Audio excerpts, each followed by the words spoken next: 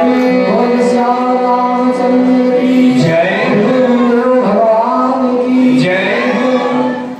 प्रेम से बोलिए राधा रानी की जय हो।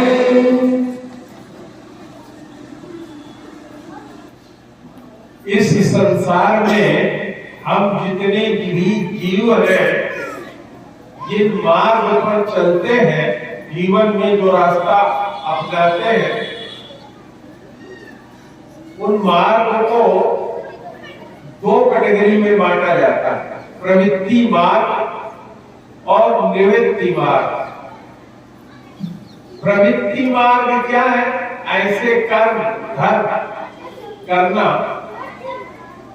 जिससे आदमी मुक्त होकर के, जीव मुक्त होकर के स्वर्ग तक जाए और अपने पुण्य का भोग पूरा करके फिर से इस धरती पर आ जाए, अर्थात भवाटवी बनी रहती है, आना और जाना।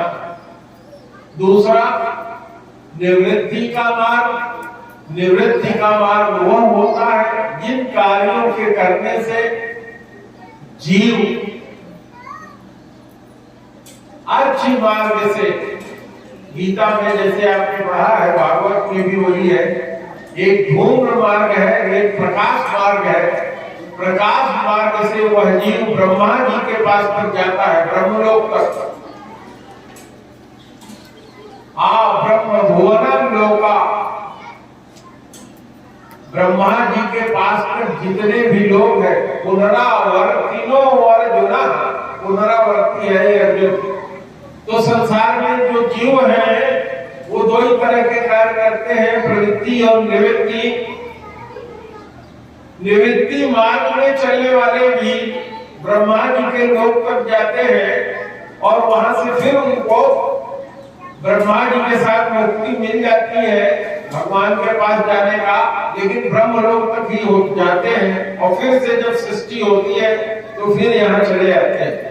यानी पूर्ण रूप से भगवान का प्रेमास्पद परम पद प्राप्त नहीं होता।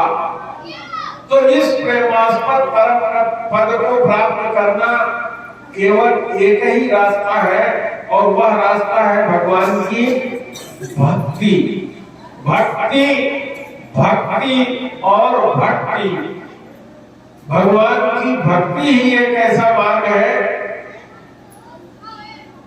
जो भगवान के लोक तक ले जाती है, जहां से पुनरावृत्ति नहीं हो, वहां से फिर आवागमन नहीं होता।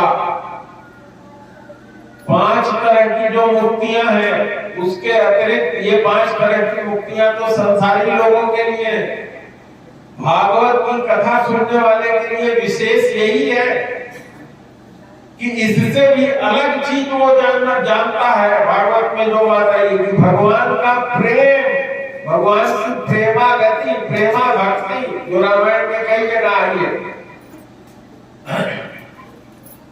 वह प्रेमा भक्ति का केवल और केवल एक मार्ग है भगवान की भक्ति, भक्ति और भक्ति। तो अब मैं उसी निवृत्ति मार्ग की एक कथा आपको सुना रहा हूं।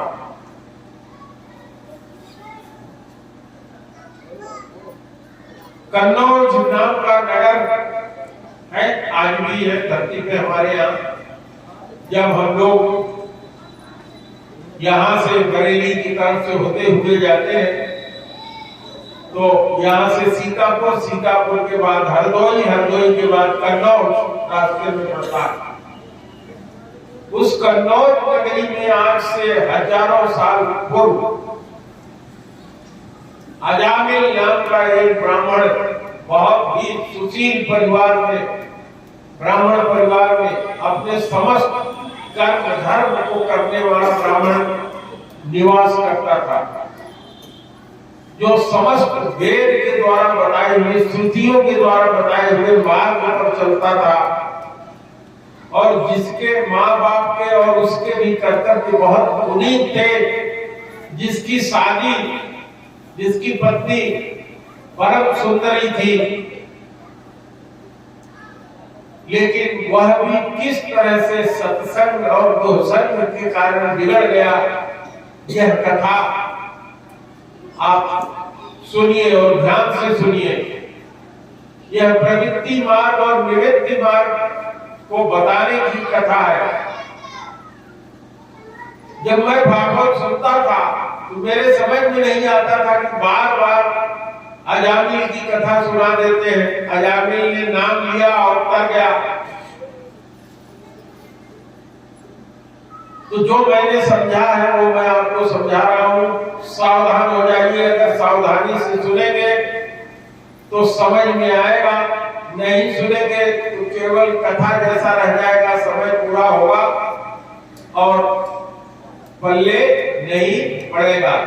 तो श्री राम जय राम जय जय राम, श्री राम जय राम जय जय राम, राधे श्याम जय राधे श्याम, राधे श्याम जय राधे श्याम, सीता राम जय सीता राम, सीता राम जय सीता राम, भज मन राधे श्याम, भज मन राधे श्याम, अरे मनवा छोड़ दे सारे काम, हरदम भज ले राधे श्याम, मनवा छोड़ दे सारे काम, भज ले राधे श्याम। प्रेम से बोलिए राधा रानी की जय। राधा रानी साक्षात भक्ति है, भक्ति देवी है, भक्ति है।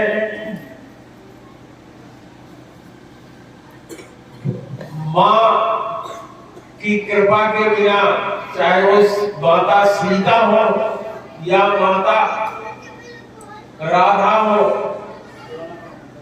राधा और कृष्ण को अलग अलग समझना भूल है। केवल लीला के लिए अलग अलग है। सीता और राम को अलग अलग समझना मूर्खता है। गिराय रथ जल बीच सम, कहियत भिन्न भिन्न, अबंधु राधे श्याम पद, जिन्हि परम खिन्न।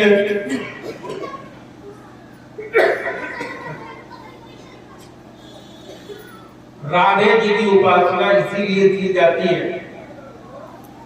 मां जो होती है बहुत दयालु होती है। बाप अगर मारेगा तो निर्दयी होता है, कस के डंडा लगाएगा। अब माता आगे पकड़ लेती है, बस करो, बस मारो, बहुत हो गया। तो भगवान अपने दोनों रूप में लीला के लिए अपना विग्रह प्रकट करते हैं। राधा रानी अपने अष्ट सखियों के साथ लीला के लिए विग्रह धारण करके आई और भगवान श्री कृष्ण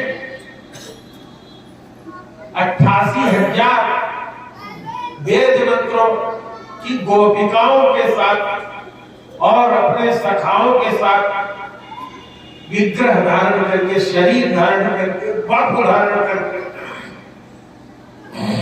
हम लोगों के लिए धरती पे आए, हमको राह दिखाने को आए। तो जब हम राधे राधे श्याम श्याम जपते हैं तो गति जो हमारे मन की होती है वो बाधित हो जाती है।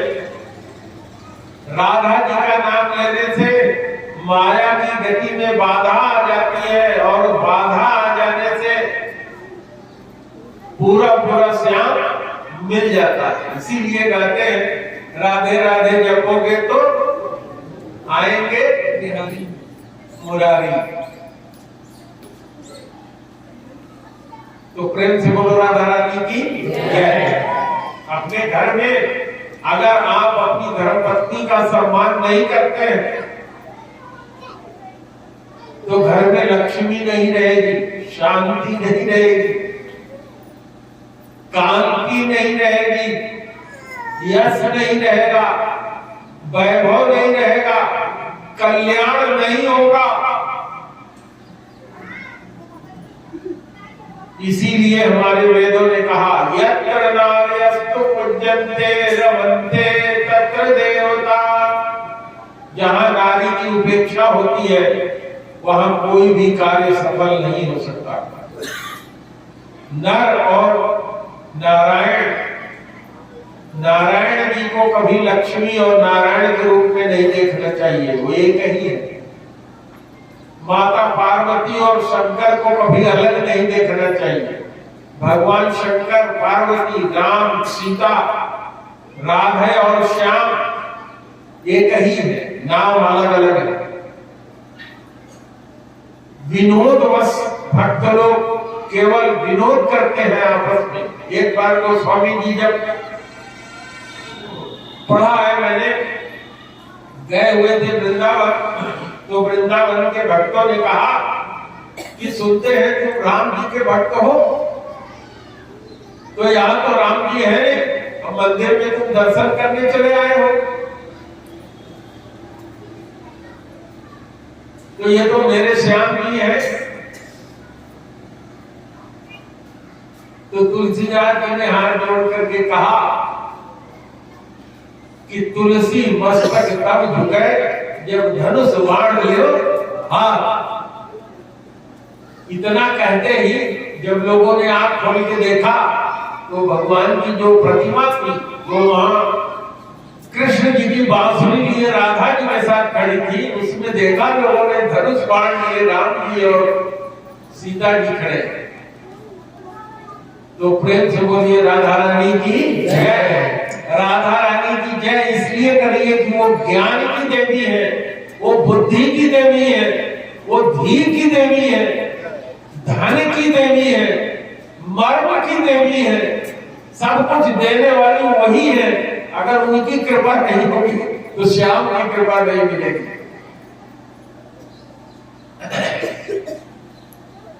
तो अब ध्यान से कहानी सुनो, ये कथा सुनो। जो निवृत्ति मार्ग का कथा था वो मैं आपको सुना रहा हूं। तो वो ब्राह्मण वेद मार्ग पर चलने वाला अपने पिता के कहने से समिधा का मतलब कोई लकड़ी नहीं होता, तब बाजार में फल नहीं मिलता था। आज जैसी स्थिति नहीं थी कि आप बाजार में जाइए, पैसा फेंकिए और फल ले आइए, लकड़ी ले आइए। जंगल में जाना पड़ता था, जो फल उपलब्ध होते थे वही आता था, उसी से भगवान का पूजन होता था। वो लेने गया था, समिधा लेने गया था, तुलसी दल लेने गया था, लेकर के लौट रहा था। कुशल पर उसकी निगाह पड़ गई। उसने संभोग करते हुए मदिरा पीकर मस्त एक व्यक्ति को एक नर्तकी के साथ देखा। एक परिवार में रहने वाला व्यक्ति जिसकी पत्नी थी, परिवार था, उसका मन संग दोष से ग्रसित हो गया। उस घटना ने उसके ऊपर इतना प्रभाव डाला कि उसी उल्टा नारी को खोजने लगा और उसी अपनी साथी पत्नी को छोड़कर उस उल्टा स्त्री को उसने अपना लिया।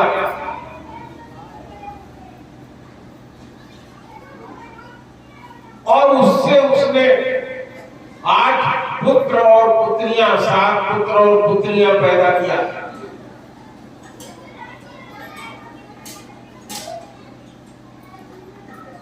संयोग से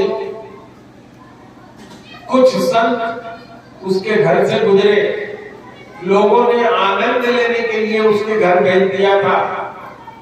उसकी पत्नी ने बताया संतों को कि महाराज मैं वेश्या हूं, मेरा पति डकैत है, मेरे घर में जो अनाज है वो शुद्ध नहीं है। संतों ने कहा राम का नाम, कृष्ण का नाम, राधा का नाम कि उनके नाम लेने से हर चीज पवित्र हो जाती है। पंडित जी लोग कहते हैं ओम, जल देते हैं हाथ में, कहते हैं ना ओम अपवित्र पवित्रो वा सर्वावस्थांगतो अपिवा यह अस्मरे तत्पुण्यकांक्ष वायाभ्यंतर सुचि।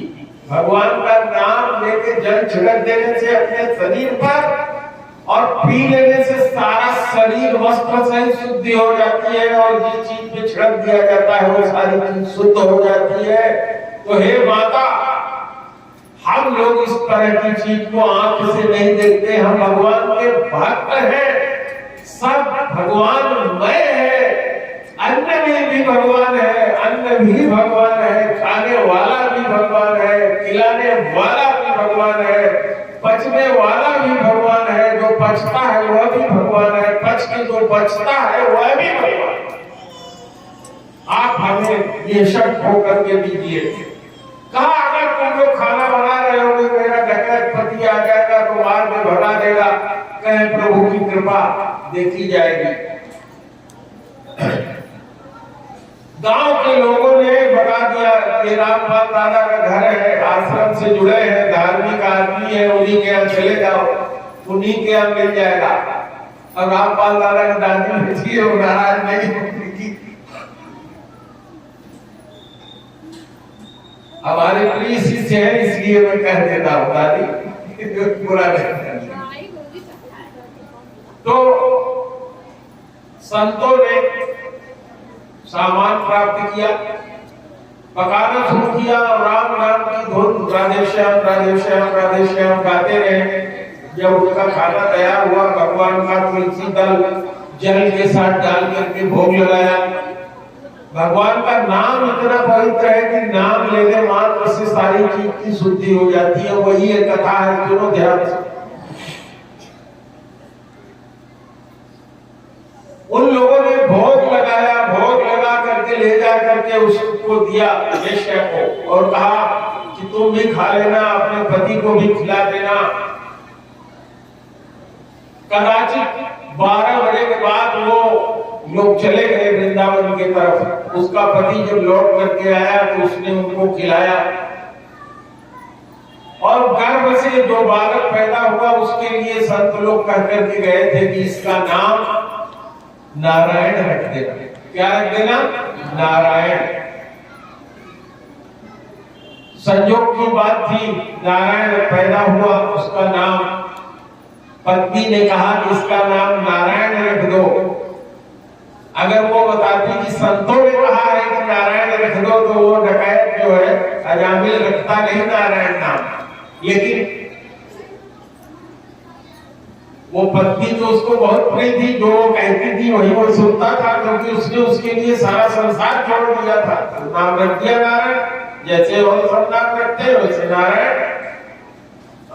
धीरे धीरे 88 साल की उसकी उम्र हो गई, मृत्यु उसकी नजदीक आ गई। हम लोग जानते हैं कि हम लोग कब तक जीने वाले, काल हमारे साथ ही चलती है।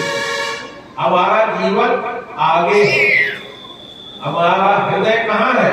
बाईं तरफ आगे, और हमारी मौत कहाँ है? हमारी पीठ पर पीछे। हम लोग अपने जीवन और मौत को साथ लेके चलते हैं। जिंदगी मौत की सहेली है, जिंदगी मौत की सहेली है। ये कभी न कहो कि जिंदगी अकेली है। लोग कहते हैं मैं अकेला। अरे भाई कैसे अकेले हो? आगे तुमने जिंदगी रख लिया है, पीछे मौत रख लिया है। मौत को भूल गए हो क्या? हम लोग भूल ही गए हैं। मौत को हम लोग भूल गए। जो मरता होगा वो मरता होगा, हम तो अमर ही रहेंगे, हमें मौत नहीं आएगी। देखते हैं रोज राम नाम सत्य है। आप फलाने मर गए, ठीक है मर गए होंगे, लाओ हम अपने काम में लगते हैं। हमें राम नाम सत्य है से कोई मतलब नहीं है। और अगर कहीं मुर्दा जी पे उठ जाए तो लोग कहेंगे नहीं नहीं नहीं नहीं, नहीं अब राम नाम सत्य है, मत बोलो फिर मर जाएगा। राम नाम सत्य है लेकिन लोग सुनना नहीं चाहते। तो 88 साल की इसकी उम्र हो गई। दिन यमराज के दूत उसका प्राण लेने के लिए आ गए। उसका समय, हर व्यक्ति का समय निर्धारित होता है। सुबह 4 बजे 2 दूतों ने पैर पकड़ लिया और एक दूत गला दबा करके उसका प्राण निकालने लगा, मारने लगे उसको।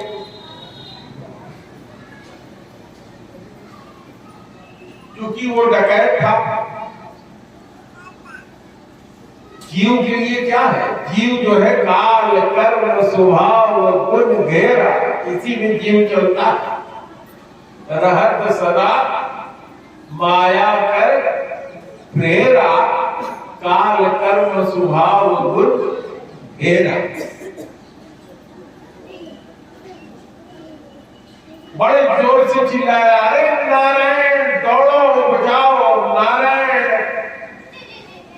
इतना कहते ही भगवान के पार्षद जो चतुर्भुज रूप में होते हैं, हर जगह बना विराजमान होते हैं, यहाँ भी प्रकट हो गए। उन्होंने कहा है छोड़ो इसको, कहां लिए जा रहे हैं? तो उन लोगों ने कहा तुम लोग कौन हो? दिखते हो तुम लोग भगवान जैसे हो, 4 भुजाधारी हो, पीताम्बर धारण किए हुए हो, मुकुट धारण किए हुए हो, हाथ में कमल लिए हो, गदा लिए हुए हो।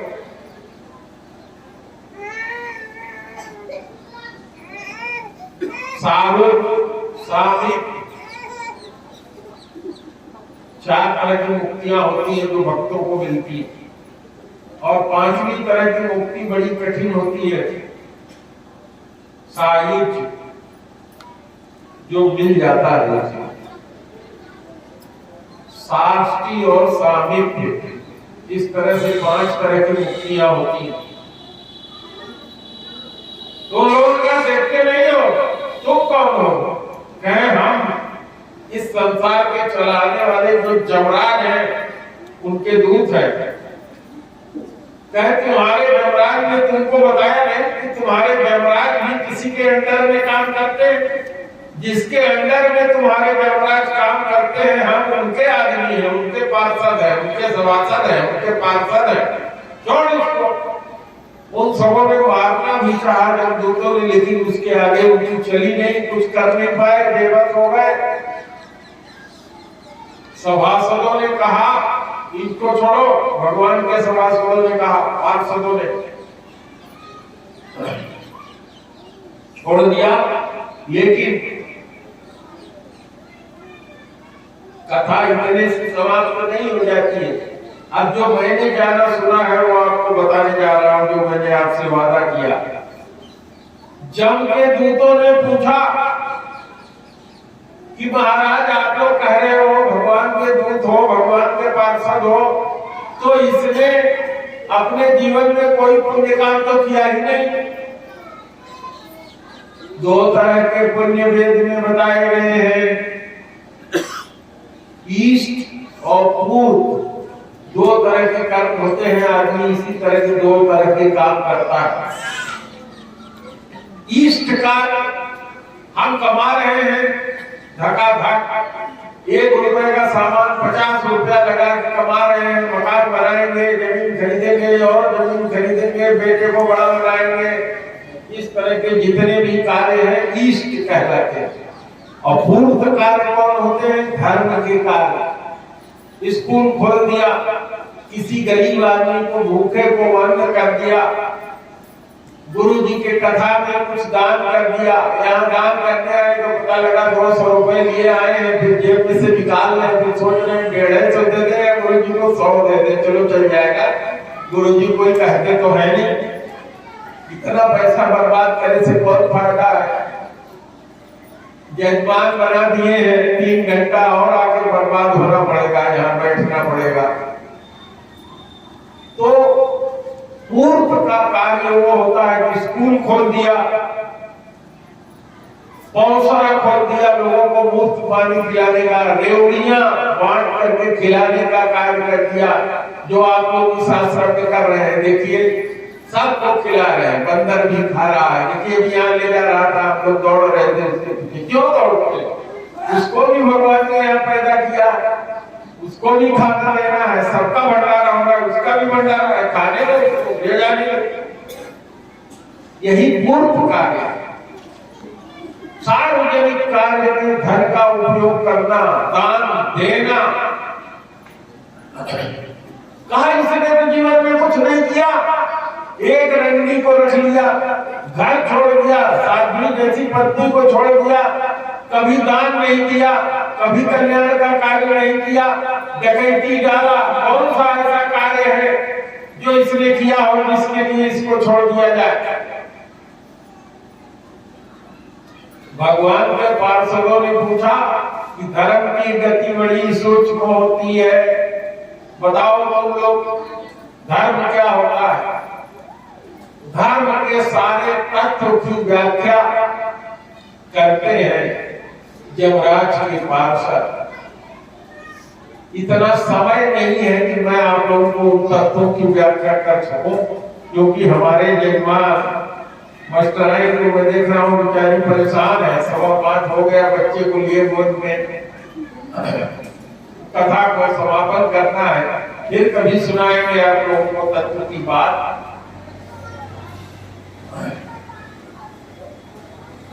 तो भगवान के पार्षदों ने कहा जाओ अपने यमराज जी से पूछ लेना धर्म क्या होता है, तुम इसको छोड़ दो, छोड़ो जाओ। ये सारी बात अजामिल सुनता रहा और उसके समझ में आ गया,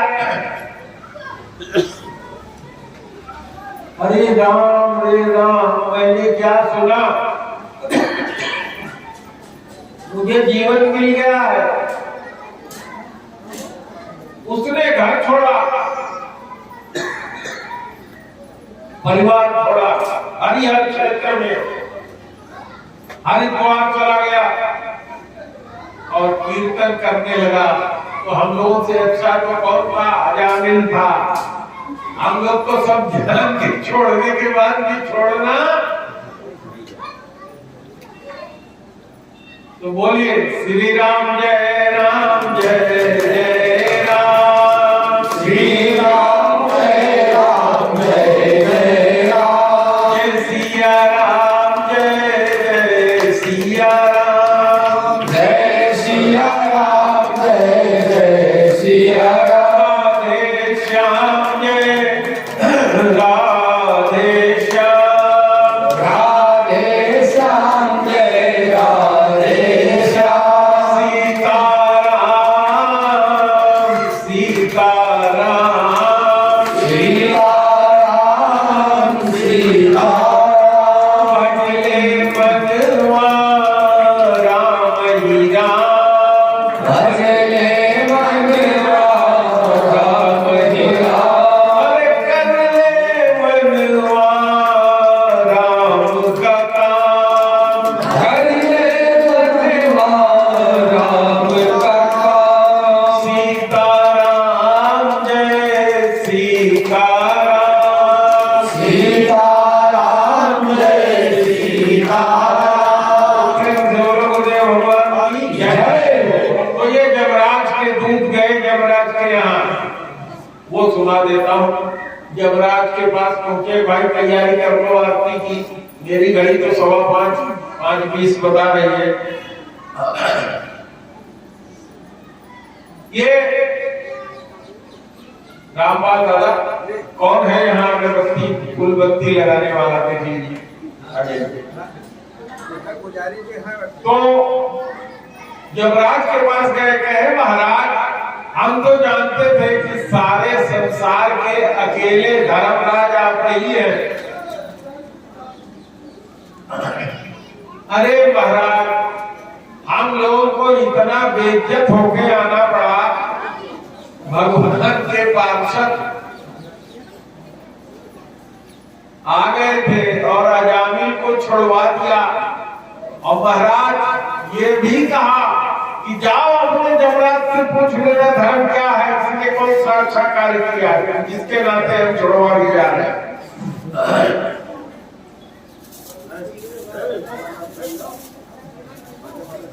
तो कहा यमराज ने कि बिल्कुल ठीक कहा भगवान के दूतों सुने, आप लोग जरा थोड़ी देर शांति बनाइए। मैं आप लोगों के बहुत देर तक कथा सुनाने वाला नहीं हूँ, कथा समाप्त करने वाला हूँ, ये कृपा न करें।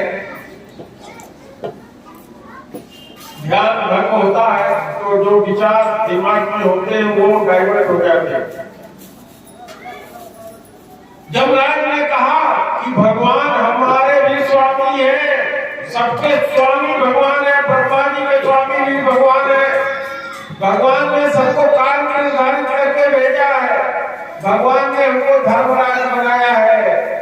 जो 10 दिक्पाल है उसमें से एक हमको दिक्पाल बनाया है कि हम जीव के धर्म अधर्म का निर्णय करें। और भगवान के सभासदों ने बिल्कुल ठीक कहा कि विभसम जाकर नाम सुमिरहि।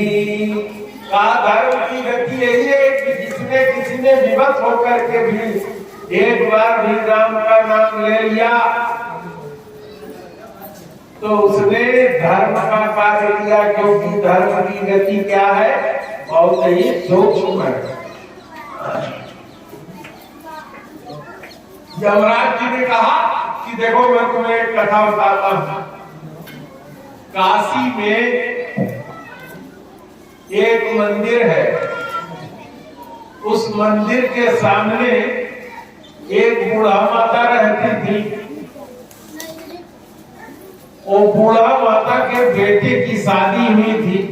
बहुत दिन तक कोई पोता नहीं हो रहा था। पोता जानते हैं, बनारस में कहते हैं पोता लड़के के लगे। आपके यहाँ क्या कहते हैं, देवता कहते हैं कि नाती? पोते कहते हैं। पश्चिम में देवता कहते हैं, है ना? उधर सहारनपुर और उधर की तरफ लड़की के लड़के को देवता कहते हैं और लड़के के लड़के को नाती कहते हैं। ये मैं बता रहा हूँ, हो सकता है मेरा कहना गलत हो, आप लोग पता करिएगा, जगह जगह की बात है। तो बुढ़िया रोज पुजारी जी से निवेदन करती थी, जैसे हमारे पुजारी जी है, पुजारी महाराज तू आश्रम रोज पूजा करे जात हो, आरती करत हो, पूजा करत हो। नहीं, गुरु महाराज से कहते अरे हमको एक ठो पोता दिलाए दो ना। तो पुजारी जी कहते थे कि हे माता मैं रोज कहता हूँ। तो कहे कि रोज कहते हो, कैसे पूजा करते हो कि गुरु जी तुम्हारे नहीं सुन रहे। एक दिन बुढ़िया ने, जो पोतना होता है, घर में पोता जाता था पहले, चूल्हे में जो काली लग जाती थी एकदम साफ कपड़ा रखते थे, उसको रोज धोला जाता था। पतनी मिट्टी ले आते थे, सुंदर स्वच्छ मिट्टी, उससे उसको लिपार देते थे, शुद्ध हो जाता था, उसमें फिर खाना बनता था। उसमें उससे वो कर रही थी, पोताई का काम कर रही थी सुबह के समय। और पंडित जी जब पुजारी जी गुजरे तो उसने वही मिट्टी सहित उठा करके छक से मारा। काम मैं बार बार कहती हूँ और तुम सुनते नहीं हो, उसको पोता देते हो। पुजारी कुछ नहीं बोले। सुंदर स्वभाव, संत का स्वभाव यही होता है कि जो दूसरा आदमी अगर अपयश भी करता हो, दूसरा आदमी अगर गाली भी दे रहा हो, मार भी ले रहा हो, तो संत जो है, सुंदर कांड में क्या कहा हनुमान जी ने, साधु हो कारण हानि। तो पुजारी जी लेके गए, उस पोतना को धुला और उसकी बत्ती बना दिया। और राम जी की जब आरती करते थे, जय जय सुरनायक जन सुखदायक प्रणतपाल भगवंता, तो जब आरती करते थे तो कहते थे कि हे प्रभु, ये जो बत्ती हमने बनाया है, ये उस बुढ़िया ने जो पोतना मारा है उसी की बत्ती बनाया है। हे प्रभु, अगर जरा भी खुश होइए तो इसको एक पोता दे दीजिए ना। कालांतर में आरती करते करते कपड़े की बत्ती सैकड़ों बनी थी। जो सैकड़ों पूरा हुआ, सैकड़ों दिन बाद उस बुढ़िया के यहाँ एक पोता पेट में आ गया। पोता पैदा हुआ बड़ा होने लगा, बहुत ही ऊधमी था, परेशान होती थी। उसकी इच्छा पुजारी जी से पूरी हुई थी। पुजारी से कहा है, पुजारी सुनो ना, अरे मेरे बेटे को पोते को ठीक कर दो ना।